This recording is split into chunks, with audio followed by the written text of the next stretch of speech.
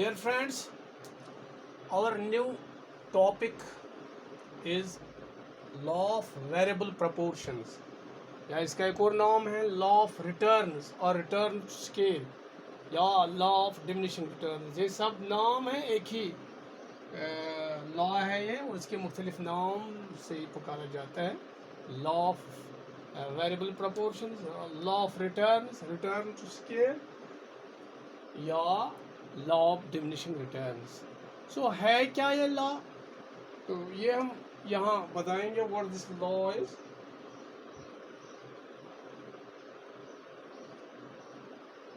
Law of variable proportions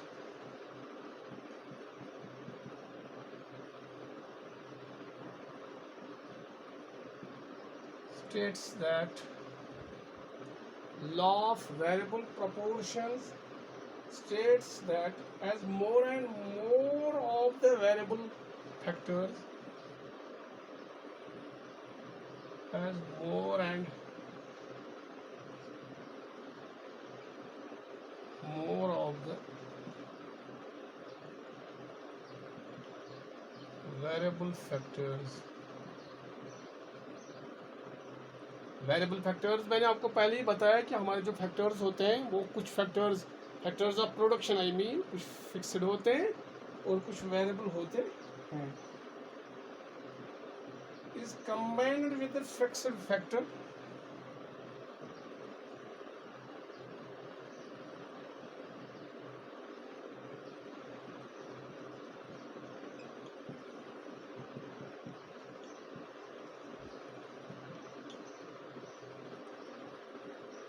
variable factor is combined with the fixed factor. The stage must ultimately come when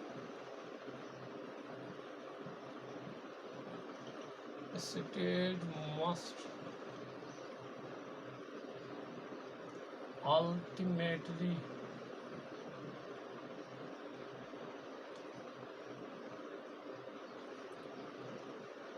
come when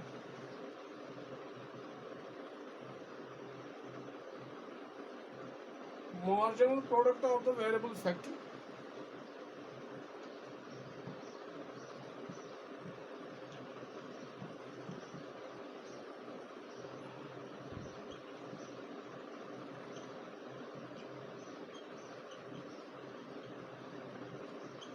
marginal product of the variable factor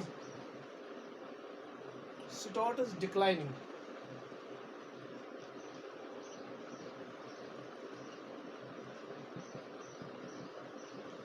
This is law of variable proportion. जो law of variable proportions है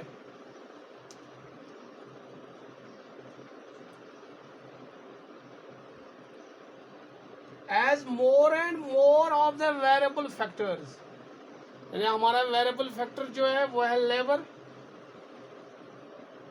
हमारा fixed factor है land, हमारा fixed factor है capital, लेकिन हम जो labour जो है ये हमारा वेरिएबल फैक्टर है।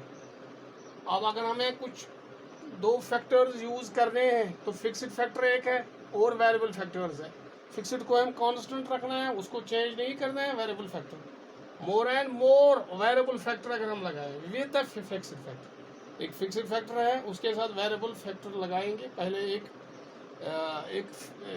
एक लेबर लगाएं फिर दूसरे तीसरे ऐसे बढ़ाते रहें।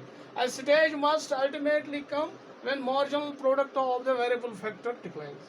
और एक ऐसा भी वक्त आएगा कि जो हम लेबर और ज़्यादा लगाएंगे तो जो मार्जिनल प्रोडक्ट होगा वो डिक्लाइन होगा, यानी हर लेबर के साथ बढ़ाते बढ़ाते जब हम लेबर बढ़ाएंगे तो जो प्रोडक्ट होगा मार्जिनल प्रोडक्ट, यानी जो एडिशनल लेबर हम लगाएंगे उससे जो प्रोडक्ट होगा वो बढ़ेगा नहीं बल्कि वो डिक्लाइन होगा, स्टार्ट डिक्लाइन। ये हमें लॉ ऑफ वेरिएबल प्रोपोर्शन बताता है। ये फिर मैं मिसाल आपको दूंगा, वो तो बाद में है, लेकिन पहले आप ये देखिए। और उसके हमें कुछ एजम्पशंस भी है इस लॉ के, एजम्पशंस ऑफ लॉ, एजम्पशंस यानी जिन पर ये हम एज्यूम करते हैं, एजम्पशंस ऑफ लॉ जो है वो हम एज्यूम करते हैं। मतलब हमारा एक एजम्पशन ये है कि ratio in which factors of production are combined,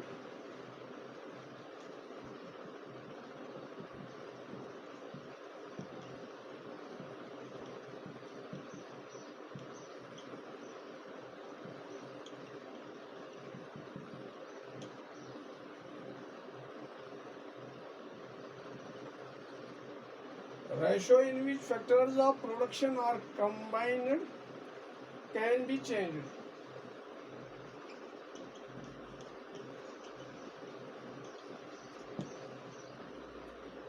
number 1 ये एक लॉ है, यानी आपको मसलन अगर आप 4 लेबर लगाएंगे, 4 लेबर्स 4L और 2 कैपिटल लगाएंगे मसलन, आप इसको चेंज भी कर सकते हो, आप 4 की जगह 5 भी लगा सकते हो, 5L। और यहाँ क्योंकि ये कांस्टेंट ये है, दिस फिक्स्ड फैक्टर है, लेकिन आप चेंज कर सकते हो इनका रेशो। ये पहला एजम्पशन है यहाँ, ratio in which factors of production combined, यानी जिस रेशो में ये कंबाइन हुए हैं, हम कितना लेबर लगाएंगे और कितना कैपिटल लगाएंगे, जो ये कॉम्बिनेशन है ये चेंज भी हो सकती है। ये पहला एजम्पशन है। Assumption number 2, units of variable factors of homogeneous, ये भी है यूनिट्स ऑफ वेरिएबल फैक्टर्स और होमोजीनियस, ये देखना है यहाँ होमोजीनिटी ऑफ लेबर, यानी आप अगर 1 लेबर 2 लेबर 3 लेबर लगाएंगे, जैसा फर्स्ट लेबर है वैसा ही दूसरा भी है, फर्स्ट लेबर की जितनी एफिशिएंसी है उतनी दूसरे की भी है, उतनी तीसरे की भी है, same efficiency same worth same quality. तो ये है ज़रूरी, ये नहीं है पहला लेबर जो हमने लगाया वो जानता है वो अच्छा काम करता है, दूसरा वाला उसे कम नहीं, सब एक जैसे है, ये यहाँ है। फिर तीसरा जो है, that is state of technology does not change, state of technology does not change, ये भी है एक एजम्पशन यहाँ। स्टेट ऑफ टेक्नोलॉजी यानी जिस किस्म की टेक्नोलॉजी है वो वही रहेगी, दैट डज नॉट चेंज। ये 3 एजम्पशंस है जिस पर ये law of variable proportion base करता है। अब हम थोड़ा एक मिसाल देंगे ताकि आपको ये समझ आएगा ये क्या है।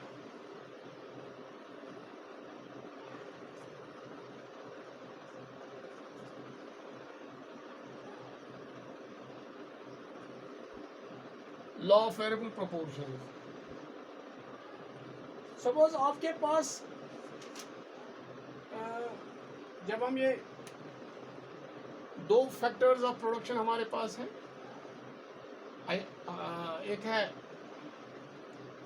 सपोज लैंड है, फिक्स्ड फैक्टर है लैंड हमारा, और एक और लैंड है, इस पर हम जो दूसरा लेबर लगाते हैं एक वेरिएबल फैक्टर, यह है फिक्स्ड फैक्टर, यह है वेरिएबल फैक्टर। और हम जो प्रोड्यूस जो करते हैं, प्रोडक्शन जो है प्रोड्यूस, माना हम वीट निकालते हैं, यहाँ वीट ज़मीन हमारे पास है, उसमें हम तस्मत से वीट कटा हम गुंदुम निकालते हैं, ऐसे है।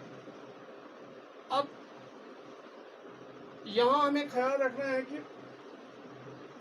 अगर हम लेबर लगाएंगे लैंड पर, पहले हमने एक लेबर लगाया, फिर दूसरा लेबर लगाया, फिर तीसरा लेबर लगाया, जो हम ये लेबर बढ़ाते हैं इसमें लैंड में, तो क्या जब हम बढ़ाते जाएंगे तो क्या इसका प्रोडक्ट बढ़ जाएगा, ये हमें देखना है।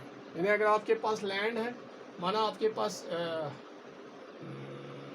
5 कनाल ज़मीन है, आपके पास 5 कनाल ज़मीन है आपके पास, आप ज़मींदार लोग हैं, आप किसान हो, तो आपके पास 5 कनाल। आप अगर इस पर पहला लेबर 1 लेबर लगाएंगे तो इसका प्रोड्यूस जो है माना कि 10 क्विंटल निकलेगा, 10 क्विंटल्स,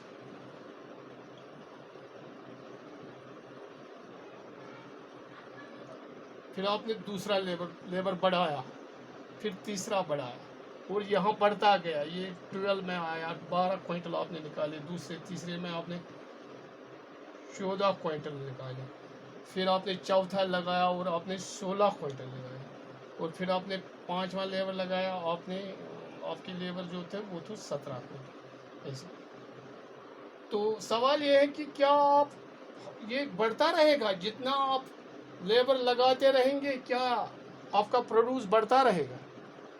नहीं चीज, एक वक्त आएगा जब ये नहीं बढ़ेगा, क्योंकि आपका लैंड जो है ये फिक्स्ड फैक्टर जो है, और आपका जो लेबर है एक रेशो है इसका, आप लैंड में जो है किस हद तक आप टेक्नोलॉजी सेम है। एजप्शन मैंने कहा जो आप टेक्नोलॉजी है वो चेंज नहीं है, वही टेक्नोलॉजी है। इस दौरान प्रोड्यूस के दौरान टेक्नोलॉजी सेम है। आप जो टेक्नोलॉजी ज़मीन पर इस्तेमाल कर रहे हो, चाहे कौन सी खाद आप लगा रहे हो, चाहे कौन सी मशीन आप इस्तेमाल कर रहे हो लैंड पर, और क्या कौन सा सीड आप लगा रहे हो, वही सेम ही रहेगा। और इस दौरान सिर्फ आपको क्या चेंज करना है, आप सिर्फ लेबर लगाते हैं। तो ये कहता है will use of additional labour, additional will increase the production, ये यहाँ मसला है। Will every additional unit of labour, will every additional unit of labor, will every additional unit of labor employed on the given land,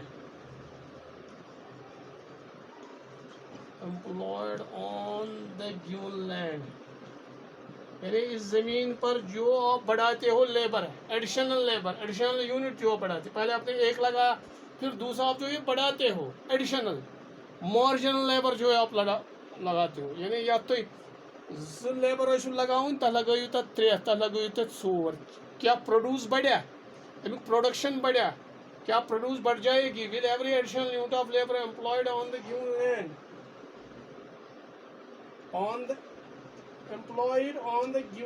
yield the same amount of additional output, yield the same amount, will yield the same amount of additional output,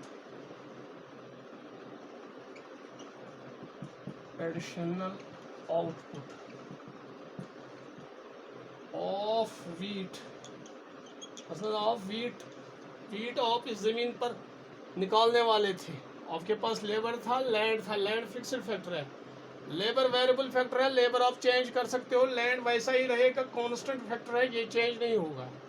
technology भी वही है जो पहले थी, there is no need in change in technology. तो फिर सिर्फ एक चीज़ है, आपके जो लेबर है that is of homogeneous quality, ये जो पहला लेबर है जैसा वो मेहनत करता है वैसा दूसरा भी, जैसी महारत पहले लेबर को वैसे दूसरे को भी है, जैसा काम वह पहला वाला करता है वैसा दूसरा तीसरा चौथा सब एक जैसे काम करते हैं। तो क्या कहते हैं, will every additional unit of labour employed on the given land, इसी लैंड पर जो आप बढ़ाते हैं labour, yield the same amount of additional output. तो क्या जैसे एक आपने लगाया, मसलन एक आपने लगाया उस वक्त आपने 10 क्विंटल निकाले, दूसरा लगाया आपने 20 क्विंटल निकाले, तीसरा लगाया आपने 25 क्विंटल निकाले, तो क्या ये एक जैसा निकालते हैं? नहीं, अगर यहाँ 10 होगा, मे बी यहाँ 30 होगा, फिर नहीं होगा, फिर it will be 35, then it will be 39, then it will be 38, then 38, यानी एक वक्त आएगा इसमें चेंज होगा। मैं आपको एक शेड्यूल दिखाऊंगा, एक टेबल दिखाऊंगा, उससे आपको मालूम हो जाएगा नहीं ये ऐसा नहीं है जैसा हम सोचते हैं। पहले तो बढ़ता है प्रोड्यूस, लेकिन फिर ये एक जगह आता है जहाँ इसमें कोई चेंज नहीं आता है, फिर ये घटता है, और आखिर एक वक्त ये ऐसा भी है ये नेगेटिव आता है। अगर ये ऐसा ठीक होता, मतलब अगर ऐसे ही होता, हम जितने लेबर लगाए उतना ही बढ़ जाएगा, तो फिर हिंदुस्तान में यहाँ तो फूड की कोई कमी ही नहीं रहती। लेकिन ऐसा नहीं है कि हम एक ज़मीन पर लगाते रहेंगे लेबर प्रोड्यूस बढ़ता जाएगा, ऐसा नहीं है। सो यहाँ हमें आता है ये लॉ ऑफ डिमिनिशिंग रिटर्न्स, या जिसको हम लॉ ऑफ वेरिएबल प्रोपोर्शंस कहते हैं। शेड्यूल हम यहाँ आपको दिखाएंगे एक टेबल, उससे आपको समझ आएगा।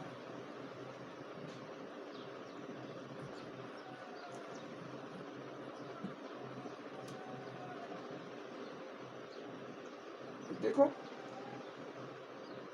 हमारे पास एक टेबल है,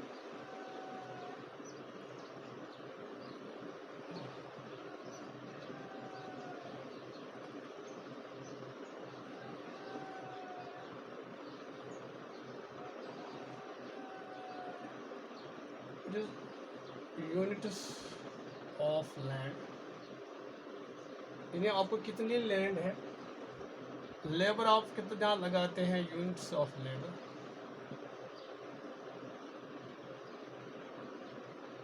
फिर कितना प्रोडक्ट निकालते हो, total product, marginal product. Marginal product means जो आपने दूसरा लेबर, तीसरा, चौथा लेबर है, उससे कितना फर्क पड़ा है, मार्जिनल प्रोडक्ट।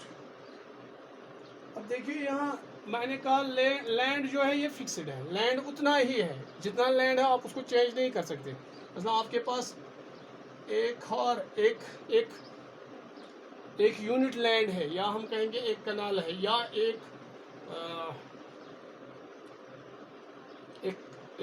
खरवा है, तो ये सेम है। तो पहले जो आपने किया, इस पर आपने एक लेबर लगाया, तो प्रोडक्ट जो निकला वो माना 2 quintals, let it be 2 quintals of wheat निकला, और मार्जिनल प्रोडक्ट भी वही है, क्योंकि पहले भी हमें यहाँ से हम स्टार्ट करते हैं, तो मार्जिनल प्रोडक्ट वही होगा जो टोटल प्रोडक्ट है। फिर लैंड तो वही है, लैंड में आपने कोई चेंज नहीं किया, लेबर आपने बढ़ाई है, आपने 2 लेबर लगाए हैं, पहले लैंड तो वही है सेम, इसमें कोई चेंज नहीं का। आपका एक कनाल लैंड है या एक खार है, it is same one, there will be no, क्योंकि ये फिक्स्ड फैक्टर है, इसमें आप कोई चेंज नहीं कर सकते। आपका जितना लैंड है उतना ही आप चेंज नहीं कर सकते, आप सिर्फ लेबर चेंज कर सकते हैं। पहले आपने एक लेबर को लगाया, एक मजदूर को, अब आपने 2 लगाए, तो 2 की वजह से यहाँ प्रोड्यूस जो है इस ज़मीन पर वो ज़्यादा निकलेगा, वो निकलेगा 5 क्विंटल। पहले 2 क्विंटल था, 2 क्विंटल घी, 2 क्विंटल गुंदुम आपने निकाला पहले, जब एक लेबर लगाया था। फिर आपने दूसरा लेबर लगाया इसी पर, और निकला 5 क्विंटल। अब समझे, तो बढ़ गया यहाँ। तो इसका मतलब है दूसरे के लगाने से, दूसरे लेबर के लगाने से आपका जो प्रोडक्ट था, मार्जिनल प्रोडक्ट, यानी इससे कितना बढ़ा, इससे दो एमिशंस लगाने से कोता बढ़े प्रोडक्ट, तो वो बढ़ गया 3, क्योंकि 2 पहले थे, अब 5 है, तो 3 बढ़ गया, इसको मार्जिनल प्रोडक्ट कहते हैं। फिर लैंड तो वही है, आपने तीसरा लेबर लगाया, 3 मोहनी लगाओ ही, तो उसकी वजह से और बढ़ गया, 9 बन गया, आपका 9 क्विंटल घी निकला, ये गुंदुम निकला, 9 क्विंटल कनक द्रव हुई, तो इसका मतलब है और बढ़ गया, इससे पहले 5 था, अब उसे और लगाया, और 4 बन गया, अलावा आपने लगाया।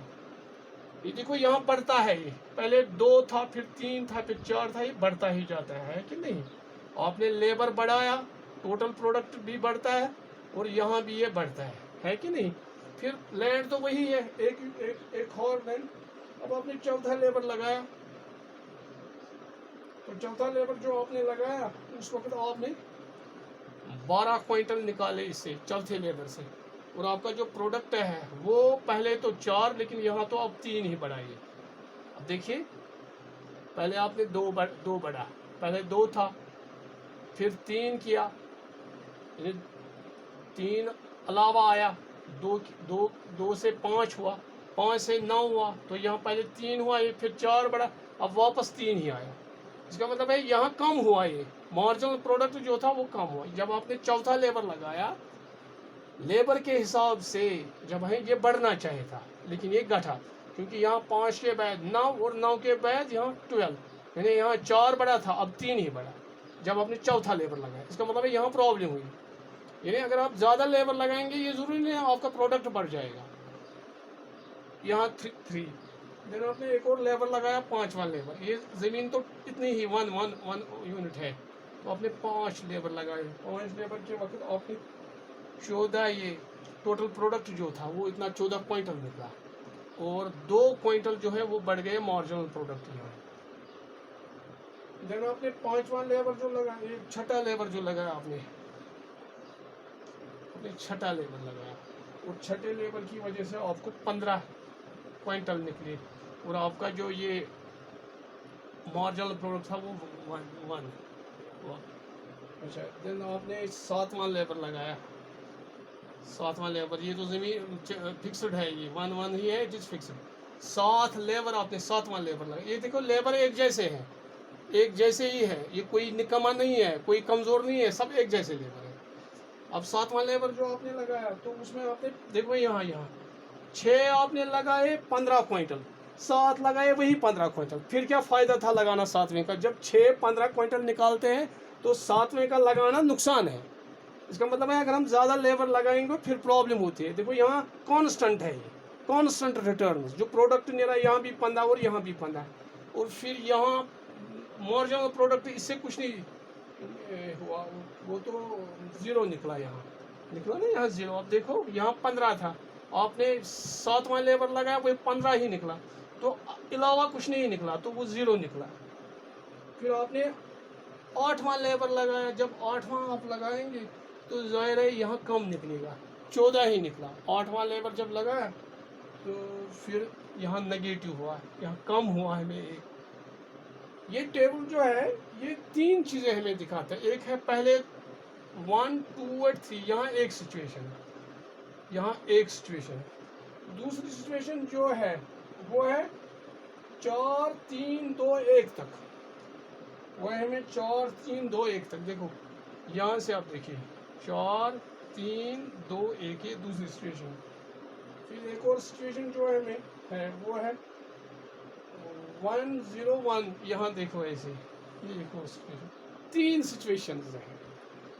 देखो यहाँ तक तो ये बढ़ता है, इट इज़ इंक्रीजिंग रिटर्न, इसको कहते हैं इंक्रीजिंग रिटर्न्स। इंक्रीजिंग रिटर्न्स यानी यहाँ बढ़ता रहा आउटपुट, टोटल आउटपुट भी बढ़ता रहा और मार्जिनल आउटपुट भी बढ़ता रहा। फिर एक सिचुएशन आया 4 से नीचे, अब देखो यहाँ 9 12 14 15, ये घटता रहा, मतलब ये बढ़ता रहा मगर घटती लेवल पर, decreasing, increasing at A decreasing rate. It is increasing है। पहले देखो यहाँ 2 से 5 3 बढ़े, 5 से 9 4 बढ़े, फिर 9 से 12 3 ही बढ़े, फिर 12 से 2 ही बढ़े, तो इट इज़ डिक्रीजिंग लेवल। तो यहाँ भी ये पहले 4 फिर 3, ये भी डिक्रीजिंग, इसको कहते हैं हम। यहाँ एक और सिचुएशन जो है that is diminishing marginal product. It was increasing return या इंक्रीजिंग मार्जिनल प्रोडक्ट इसको कहते हैं, इंक्रीजिंग मार्जिनल प्रोडक्ट। ये रहा यहाँ decreasing marginal product, diminishing marginal product, यहाँ ये डिमिनिश होता है। 4 से 3 3 से 2 2 से 1, diminishing marginal product. Then it is negative MP. यहाँ देखो यहाँ मार्जिनल प्रोडक्ट है वो नेगेटिव है। This is the situation. उम्मीद है आपको समझ आया होगा कि ये जो लॉ ऑफ वेरिएबल प्रोपोर्शंस है ये क्या है, कि अगर हम वेरिएबल फैक्टर जो है अगर हम वो चेंज करते रहेंगे, लेबर चेंज करते रहेंगे, लैंड को फिक्स रखेंगे, तो फिर ये सिचुएशन आती है। पहले हम इंक्रीज करते हैं रिटर्न, हमारा प्रोडक्ट बढ़ जाता है, फिर घट जाता है और फिर नेगेटिव हो जाता है। इंशाल्लाह आपको समझ होगा। Thanks for